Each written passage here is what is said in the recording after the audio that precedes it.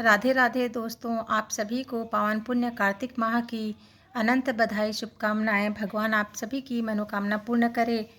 आइए हम इस पुण्य घड़ी बेला पर कार्तिक महात्मा के अगले अध्याय की ओर बढ़ते हैं। अध्याय 5 हम पूर्व में वाचन कर चुके हैं। अब अध्याय 6 की ओर अग्रसर होते हैं, जिसमें राजा पृथु स्नान के महत्व, स्नान के फल को पूछते हैं, सवाल करते हैं और नारद जी जिनका जवाब देते हैं। तो आइए हम अध्याय 6 का वाचन करते हैं। नारद जी ने कहा, जब 2 घड़ी रात शेष रह जाए तब तिल, कुश, अक्षत, चंदन आदि लेकर शुद्ध होकर जलाशय पर जाएं। नहर की अपेक्षा नदी का स्नान करने से 10 गुना फल मिलता है और नदी की अपेक्षा संगम पर स्नान करने से 10 गुना फल मिलता है और तीर्थ पर स्नान करने से इन सबसे दूना फल मिलता है। स्नान से पहले भगवान का ध्यान करके स्नानार्थ संकल्प करें। फिर तीर्थ में उपस्थित देवताओं को क्रमशः एवं आचमनीय आदि देवें। अर्घ्य मंत्र यह है, हे कमलनाथ आपको नमस्कार है। हे जलाशायी भगवान आपको नमस्कार है। हे ऋषिकेश आपको प्रणाम है। मेरे दिए हुए अर्घ्य को आप ग्रहण करें। बैकुंठ, प्रयाग तथा बद्रिकाश्रम में जहाँ कहीं भगवान विष्णु गए वहाँ उन्होंने 3 प्रकार से अपना पैर रखा था। वहाँ पर ऋषि, वेद, यज्ञों के सहित समस्त देवता मेरी रक्षा करते रहें। हे जनार्दन, हे दामोदर, हे देवेश, आपको प्रसन्न करने के लिए मैं कार्तिक पक्ष में विधिवत प्रातः स्नान कर रहा हूँ। आपकी कृपा से मेरे समस्त पाप नष्ट हो जाएं। हे हरे, कार्तिक मास में व्रत तथा विधि पूर्वक स्नान करने वाला मैं अर्घ्य देता हूँ, आप राधिका सहित ग्रहण करें।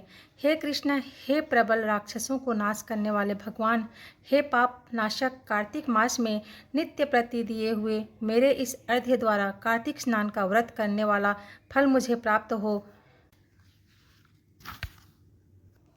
विष्णु, शंकर तथा सूर्य का ध्यान करके जल में प्रवेश करें तथा नाभि पर्यंत जल में खड़ा होकर विधि पूर्वक स्नान करें। गृहस्थी तिल और आंवले का चूर्ण लगाकर, विधवा स्त्री व जति तुलसी की जड़ की मिट्टी लगाकर स्नान करें। सप्तमी, अमावस्या, नवमी, त्रयोदशी, द्वितीया, दशमी तथा आदि तिथियों को आंवला तथा तिल के स्नान नहीं करना चाहिए।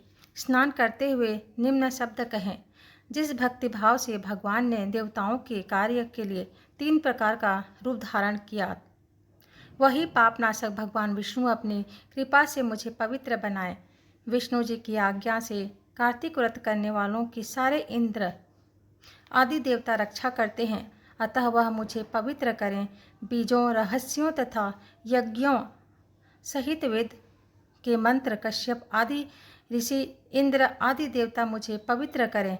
गंगा आदि सभी नदियाँ, संपूर्ण तीर्थ, 7 समंदर और समस्त जलाशय मुझको पवित्र करें। अदिति आदि सभी नारियों, यज्ञ सिद्ध सर्प, सब औषधियों, 3 लोगों के पर्वत मुझे पवित्र करें। इन शब्दों को कहकर स्नान करने के पश्चात व्रती हाथ में पवित्र धारण करके देवता, ऋषि, मनुष्य तथा पितरों का विधिवत तर्पण करते समय जितने भी तिल तर्पण में रहते हैं, उनसे वर्ष पर्यंत व्रती के पितृगण स्वर्ग में वास करते हैं। तत्पश्चात व्रत करने वाला जल से निकलकर शुद्ध वस्त्र पहने और प्रातः काल के सब कृत्यों से निवृत्त होकर पुनः भगवान विष्णु का पूजन करें। समस्त तीर्थों के सारे देवताओं का स्मरण करके भक्ति पूर्वक सावधान होकर चंदन, फूल और फलों आदि भगवान विष्णु को फिर अर्घ्य देवें। अर्घ्य मंत्र का यह अर्थ यह है, पवित्र कार्तिक मास में मैंने स्नान किया है। हे विष्णु जी, राधा के साथ आप मेरे दिए अर्घ्य को ग्रहण करें। पश्चात चंदन, फूल और तांबूल, पान आदि से वेद पाठी ब्राह्मणों का ध्यान पूर्वक पूजन करें और बार बार साष्टांग प्रणाम करें। ब्राह्मणों के दाएं पैर में तीर्थ रहते हैं, मुख में वेद और सारे अंगों में देवता निवास करते हैं। अपने कल्याण की कामना रखने वाले लोग न इनका अपमान करें और न इनके विरोध करें। फिर एकाग्र चित्त से भगवान विष्णु की प्यारी तुलसी का पूजन करें, उनकी परिक्रमा करें और उनको प्रणाम करें।